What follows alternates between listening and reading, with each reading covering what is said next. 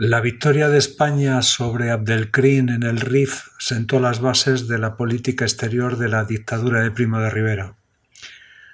Se modernizó el servicio diplomático, se ampliaron embajadas y consulados, se unificaron las carreras diplomática y consular y hubo un mayor nivel de exigencia para ingresar en el cuerpo diplomático. Pero las líneas maestras de la política exterior no se diferenciaron en nada de la que se llevaba hasta entonces por las monarquías de Alfonso XII, Alfonso XIII. Desde hace muchísimo tiempo, el marco tradicional de la política exterior española estuvo bajo la dependencia de Francia e Inglaterra.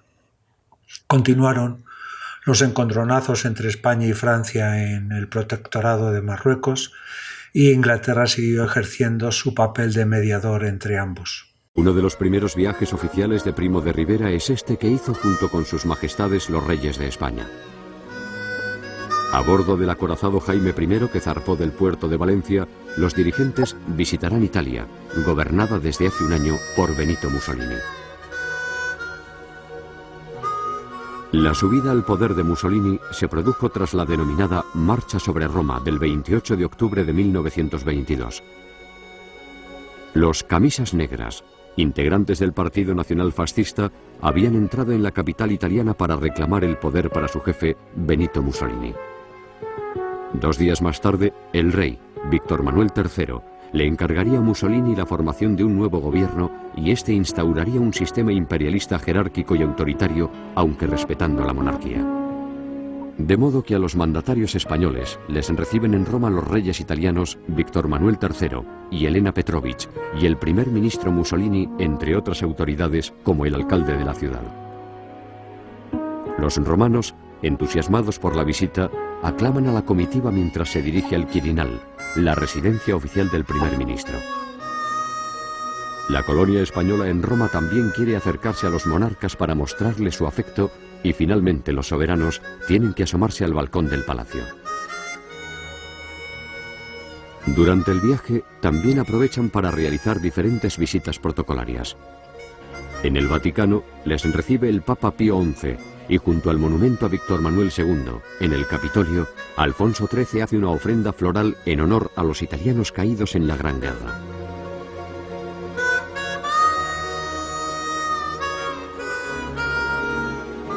Los monarcas también se desplazan a Nápoles para presenciar, junto al duque de Aosta, un desfile militar.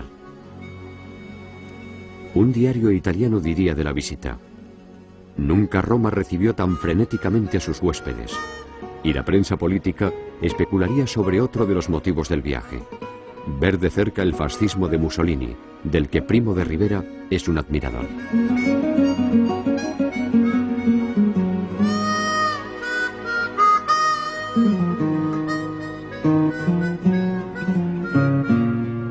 El 28 de noviembre de 1923, los dirigentes españoles embarcan en el puerto napolitano para regresar a España, donde, a pesar de la poca oposición inicial, se empiezan a fraguar algunos movimientos en contra de la dictadura. España estableció relaciones diplomáticas con la Italia de Mussolini, que el 28 de octubre de 1922 marchó sobre Roma y Víctor Manuel III le entregó el gobierno sin ninguna resistencia. Este hecho no tuvo ninguna respuesta negativa por parte de la prensa española, sino todo lo contrario. Se aplaudió y también se dijo que España también necesitaba un Mussolini. En noviembre de 1923, Primo de Rivera y Alfonso XIII visitaron Italia, con el objetivo de negociar un tratado comercial y contrapesar la influencia en el exterior que tenían los países de Francia e Inglaterra. Primo de Rivera y Alfonso XIII vinieron encantados de la visita y más convencidos que nunca de la imposición de la dictadura en España, con el objetivo de seguir los pasos de Italia. Al año siguiente, en junio de 1924, los reyes de Italia devolvieron la visita y 3 años después, en 1927, Alfonso XIII hace su segundo viaje a Italia para firmar un tratado comercial, dijéramos que intrascendente, con el objetivo de potenciar la posición española en Tánger y en la Sociedad de Naciones ante otros países. Sin embargo, los intereses españoles e italianos eran incompatibles en el tema de Tánger. España la quería incluir dentro de su protectorado, mientras que Italia la quería como una pieza de intercambio. La situación en Tánger antes de la dictadura era un enfrentamiento entre España y Francia.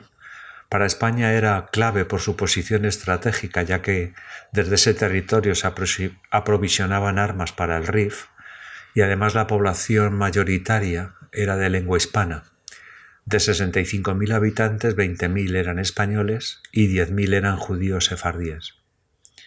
En diciembre de 1923, en la Conferencia de París, donde participaron España, Francia e Inglaterra, los franceses hicieron una propuesta sobre Tánger que fue aceptada por Primo de Rivera, a pesar de que hizo todo lo posible para que fracasara.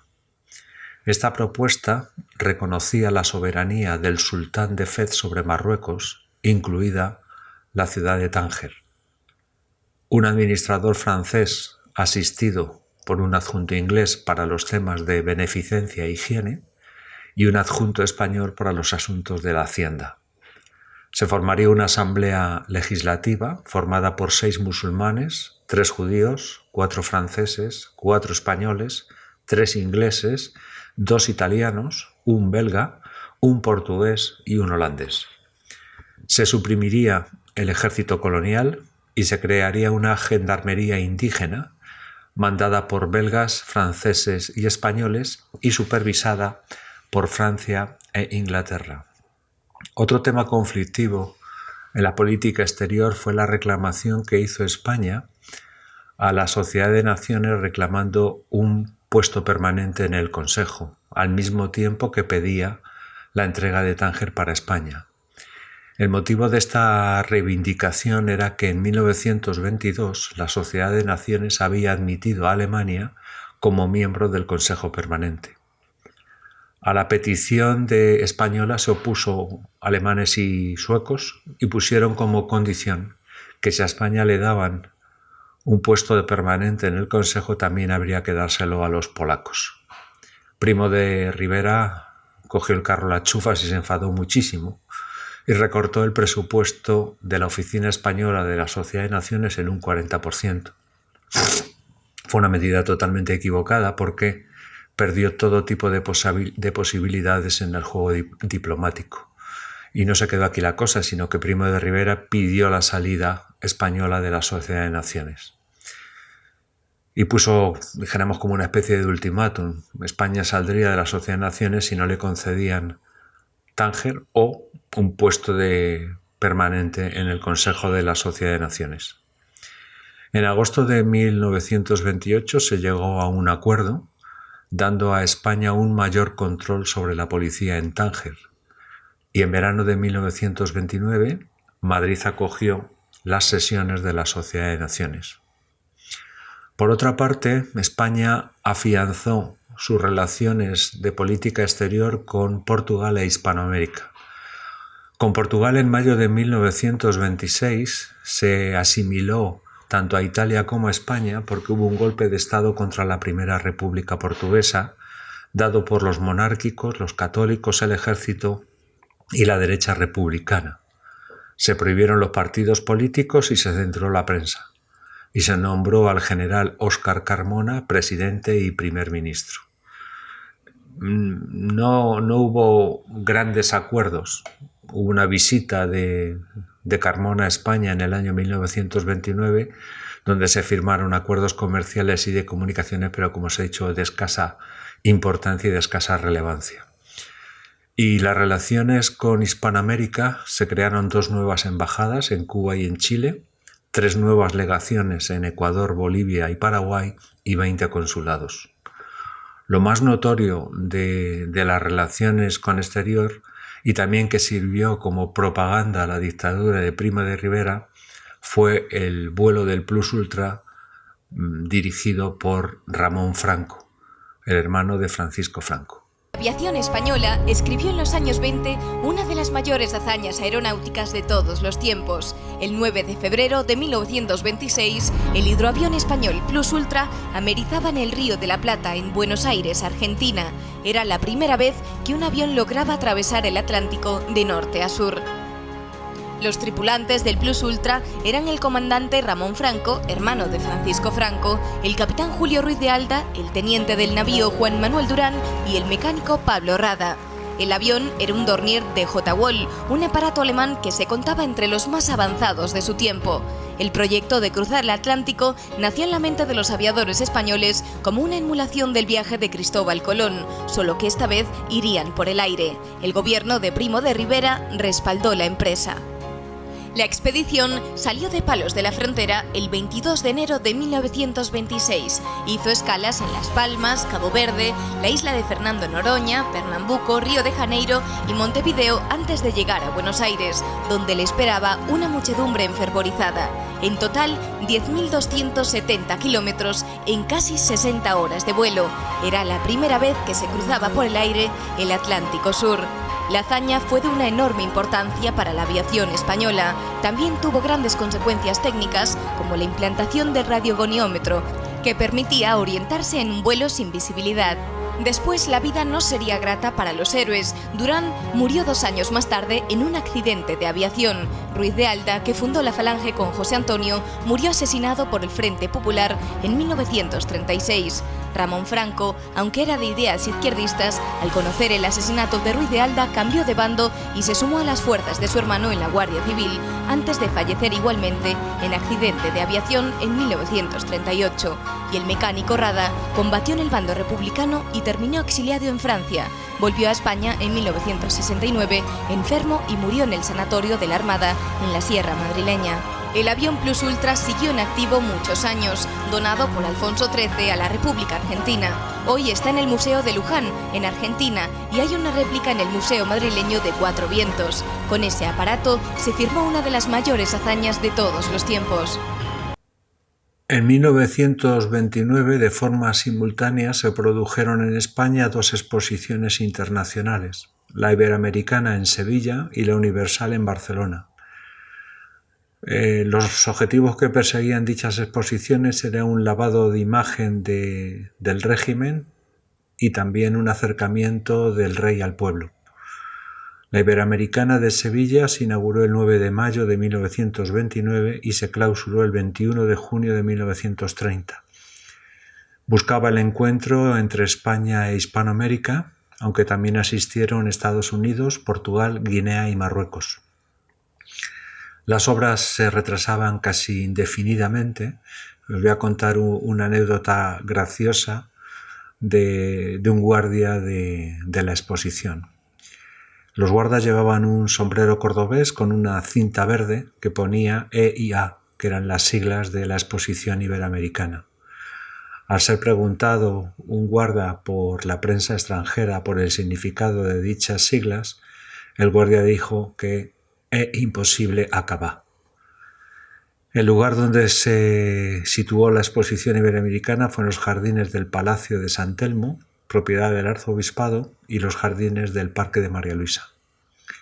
La Universal de Barcelona se inauguró 10 días después de Sevilla, el 19 de mayo de 1929, y se clausuró el 15 de enero de 1930.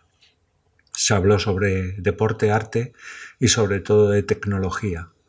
Participaron 20 países europeos y también grandes multinacionales. El lugar donde se realizó fue la montaña de Montjuïc desde la Plaza de España. La de Barcelona tuvo menor apoyo popular que la sevillana, pero su repercusión a largo plazo a nivel internacional fue mucho mayor que la de Sevilla. Los resultados de ambas exposiciones trajeron un aspecto positivo para ambas ciudades, un desarrollo urbanístico, arquitectónico y social, pero también trajeron un lado negativo desde el punto de vista económico que trajo a las dos ciudades una ruina. 1911, 1914, 16, 1923... La fecha de la proyectada exposición iba atrasándose a medida que los problemas internos y externos se sucedían. Falta de apoyo político, Primera Guerra Mundial, guerras de Marruecos, huelgas obreras, escasez de dinero y de una dirección clara.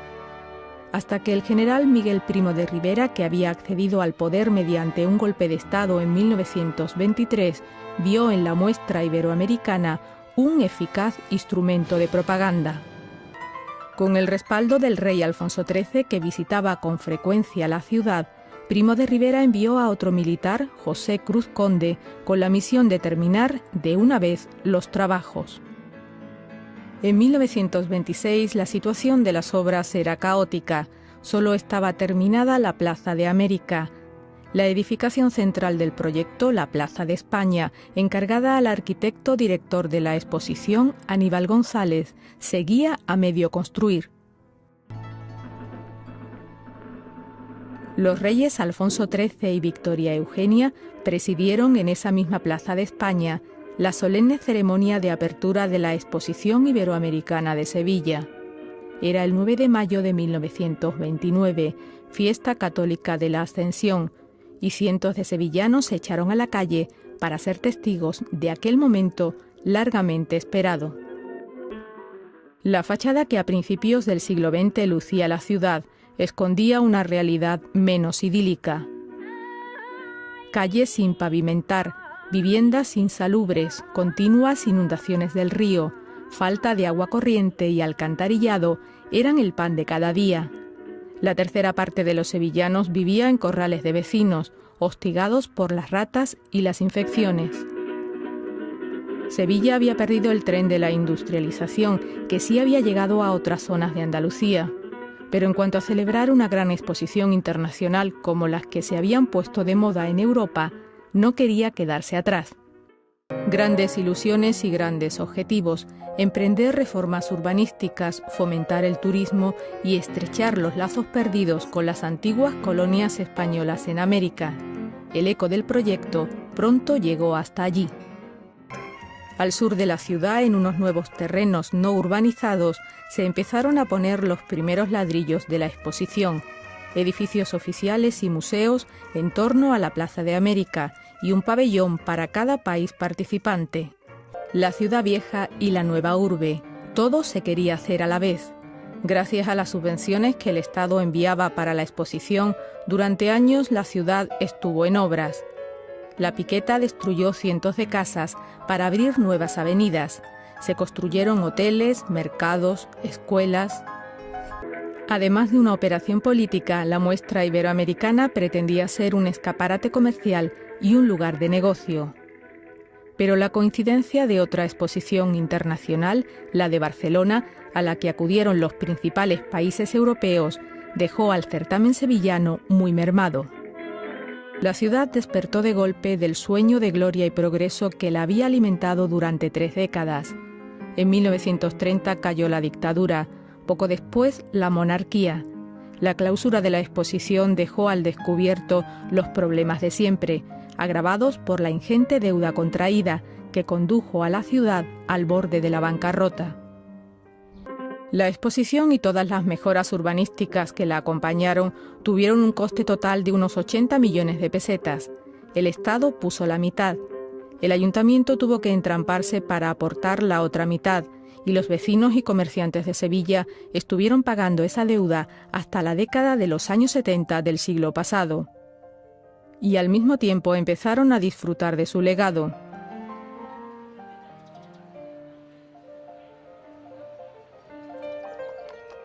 Un patrimonio artístico con una veintena de edificios singulares,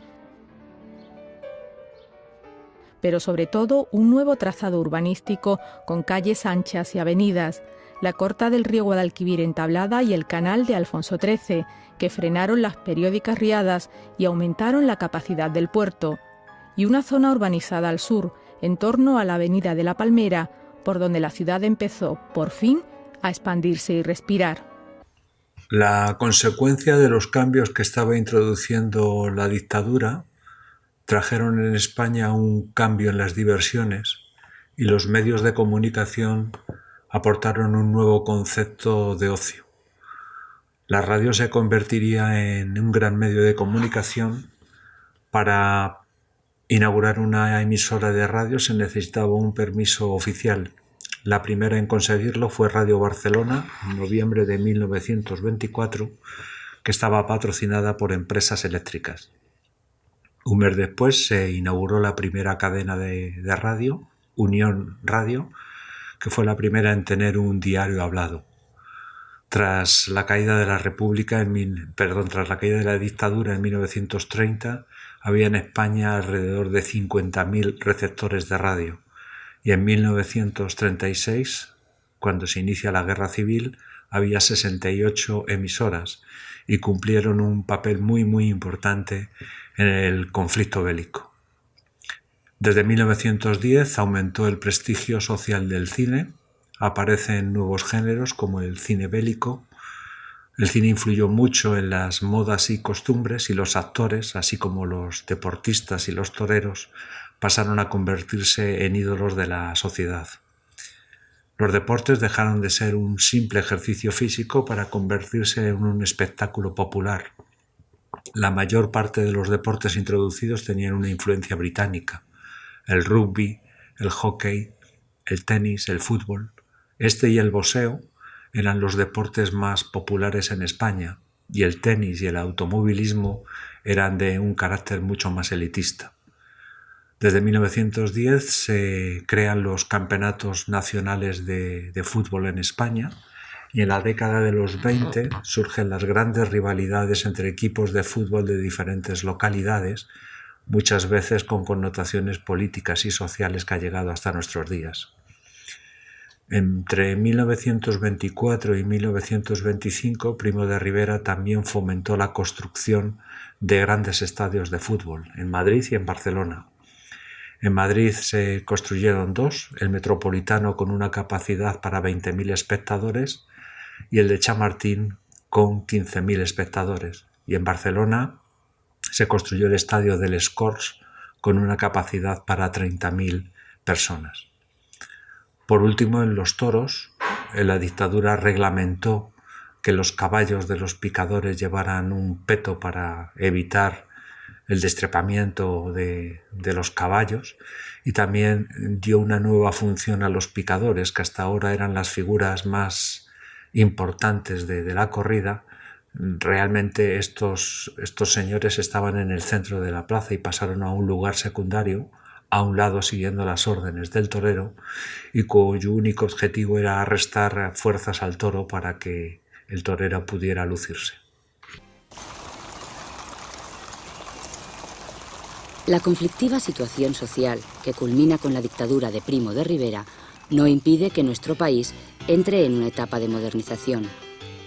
La electricidad se incorpora al paisaje, el teléfono se hace automático y un sinfín de sorprendentes adelantos llevan hasta los hogares la idea de un nuevo bienestar. También aparece uno de los fenómenos más influyentes de nuestro tiempo, la radiodifusión. En sus comienzos, la radio parece cosa de locos maniáticos provistos de auriculares, pero muy pronto la radiomanía empieza a crecer de forma espectacular. Voces sin rostro que a partir de entonces llegarán a ser voces muy familiares. Cualquier novedad técnica cuenta inmediatamente con sus seguidores, pero es la sala oscura y silenciosa del cinematógrafo la que hace soñar a todos los jóvenes de los años 20. Es la primera generación que ama el cine. Son los años del esplendor artístico del cine mudo, con las revelaciones del expresionismo alemán y del revolucionario cine soviético, aunque en la taquilla ya triunfa Hollywood, con estrellas tan entrañables e inolvidables como Charles Chaplin, Buster Keaton o Rodolfo Valentino. Pero entre los lugares de ocio y diversión reina sin ninguna duda el cabaret, que vive en esos años su gran época dorada, llena de magia y leyenda.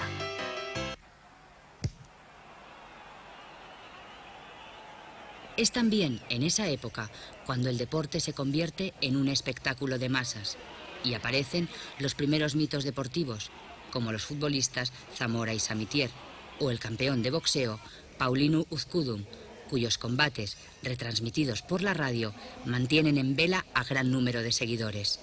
Las mujeres también participan de esta fiebre deportiva, y una buena muestra de ello es la tenista española Lili Álvarez, que consigue por 3 veces consecutivas ser finalista en Wimbledon.